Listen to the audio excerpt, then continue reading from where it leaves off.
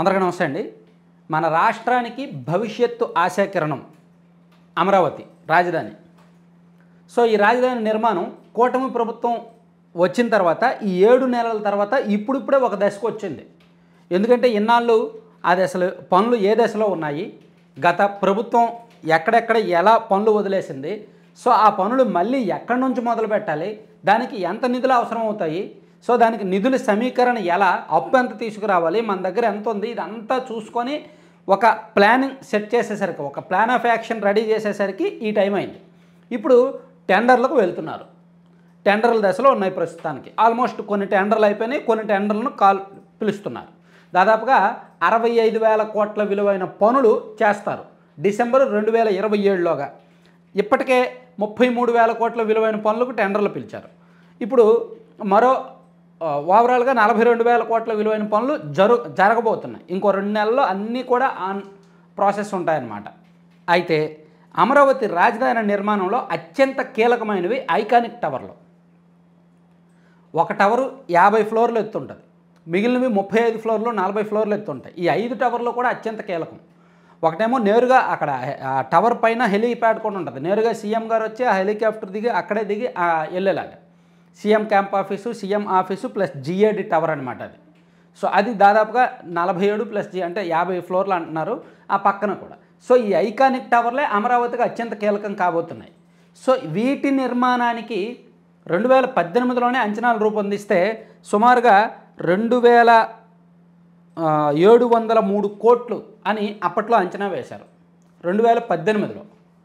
GAD టవర్కేమో 662 కోట్లు and 3 and 4 tower, ఆ 2 టవర్లకి కలిపి 934 కోట్లు, ఫస్ట్ అండ్ సెకండ్ టవర్స్కేమో 1107 కోట్లు, మొత్తం మీద 2,703 కోట్లు నిర్మాణ వ్యయం అవుతుందని 2018లో అంచనా వేశారు.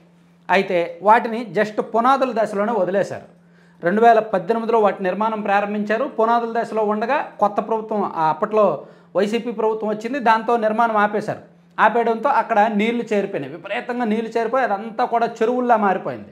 ఆ చెరువులనే వైసీపీ వాళ్ళేమో వరదలు వరదలు వరదలు అని సృష్టించారనమాట. సో ఇప్పుడు ఈ ప్రభుత్వం వచ్చాక వాటిని గత 2 నెలల నుంచి కూడా నీళ్లు తోడుతూ ఉన్నారు. మనం కూడా 2 రోజులు 3 రోజుల కిందట అమరావతి లైవ్ రిపోర్ట్ చెప్తున్నప్పుడు నేను ఆ వీడియోలు ఫోటోలు చూపించాను మీకు. నీళ్లు తోడుతున్నారు, అందులో చేపలు వచ్చాయి అని. సో ఈ టవర్ల నిర్మాణానికి సంబంధించి మళ్ళీ కొత్తగా అంచనాలు తయారు చేస్తే సుమారుగా 70% పైగా అంచనా పెరిగిపోతుంది. 2018లో ఉన్న రేటు ఇప్పుడు లేదుగా. 2018లో మనం 20 లక్షలతో ఇల్లు నిర్మిస్తే ఇప్పుడు అదే ఇల్లు నిర్మించాలంటే 30-35 లక్షలు అవుతుంది. నిర్మాణం ఏం పెరిగిపోయింది. అప్పటికి ఇప్పటికీ ఇనుము సుమారుగా 70% రేటు పెరిగింది. అప్పటికి ఇప్పటికీ ఇసుక రేటు పెరిగింది.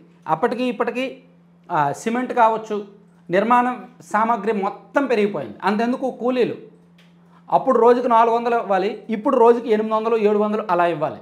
సో అన్నీ కూడా బాగా వ్యయం పెరిగాయి కాబట్టి సో ఈ 5 భవనాల నిర్మాణానికి, ఈ 5 టవర్ల నిర్మాణానికి తాజా అంచనాల ప్రకారం 4,687 కోట్లు అవుతుందని ఒక అంచనా వేస్తున్నారు. అంటే సుమారుగా 73.34% అంచనా పెరుగుతుందన్నమాట. సో ఇది కేవలం వైసీపీ నిర్లక్ష్యం. ఒకవేళ వైసీపీ అధికారంలో ఉన్నప్పుడు ఆ భవనాలు నిర్మించేస్తే ఇలా ఎక్స్ట్రా అయ్యేది కాదు కదా. ఒకవేళ లేదా మొత్తం అంటే ఇదంతా చెప్పుకునే కొద్దీ ఎన్నో బయటకు వస్తాయి.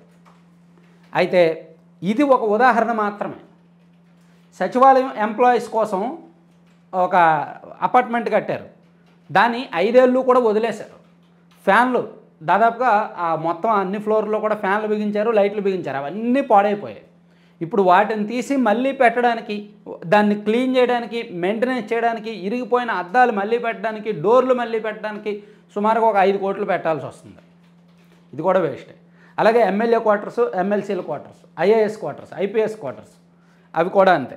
అలాగే హెచ్ఓడీల కోసం విల్లాలు నిర్మిస్తున్నారు అక్కడే సచివాలయ ఎంప్లాయీస్ పక్కనే, అది కూడా అంతే. సో ఇక్కడ మొన్న నేను ఏవి ఏ దశలో ఉన్నాయనేది చూశాను.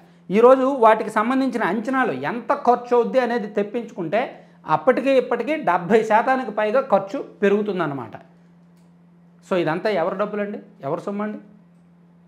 అయితే రాజధాని మనకు ఒక రూపురేఖలు రావాలంటే ఈ భవనాలన్నీ పూర్తయితేనే ఇంపార్టెంట్. ఇవి ఖచ్చితంగా పూర్తి చేయాలి. డబ్బులు ఎక్కువ అవుతున్నాయి కదా అని చెప్పి వదిలేయలేరు, పెట్టాల్సిందే, తప్పదు. ముఖ్యంగా ఈ ఐకానిక్ టవర్లో ఈ 5 టవర్లు పూర్తయ్యి అలాగే హైకోర్టు భవనం కాంప్లెక్స్ కూడా నిర్మాణం పూర్తయితే రాజధానికి ఒక లుక్ వచ్చేస్తుంది. మనం తుళ్ళూరు వెళ్ళి ఎంటర్ అయిన వెంటనే 5 భవనాలు కనిపిస్తాయి. అక్కడ నుంచి ఇంకో 7 కిలోమీటర్ల దూరంలో ఈ సిఆర్డీఏ భవనం, సెక్రటేరియట్ అవన్నీ కూడా విత్ ఇన్ ద 10 కిలోమీటర్ల రేడియస్లో అన్నీ ఉంటాయి. రాజధానికి సంబంధించినవన్నీ ఆ 10 కిలోమీటర్ల పరిధిలోనే ఉంటాయన్నమాట. ఆ తర్వాత ఇంకా ఏదైనా విద్యా సంస్థలకు కానీ, ఫార్మాసిటీస్కి కానీ, ఐటీ సెక్టర్కి కానీ ఎవరికైనా భూములు ఇవ్వాలంటే అక్కడికి ఒక 20 కిలోమీటర్లు 10 కిలోమీటర్ల రేడియస్లో భూములు ఇస్తూ ఉంటారు. దాని నుంచి నేషనల్ హైవేస్ కనెక్టివిటీ నిర్మాణాలు, ఎన్హెచ్లు ఇవన్నీ కూడా జరుగుతుంటాయి అన్నమాట. సో ప్రస్తుతానికి వీటి అంచనాలు అయితే భారీగా పెరిగాయి అనేది ఒక సారాంశం.